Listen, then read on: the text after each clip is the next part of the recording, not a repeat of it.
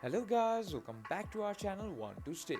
Today in this video I'm going to teach you how to fix your WhatsApp web not loading. So first of all, open your web browser. I'm going to use Google Chrome as my web browser and type in web.whatsapp.com because this is the official WhatsApp page for the web. As you can see, my WhatsApp web is loading normally, but if it's not loading for you, then you should just refresh the page. And if it's still not loading for you, then you should log out from your WhatsApp account on your PC or your web and log in back again.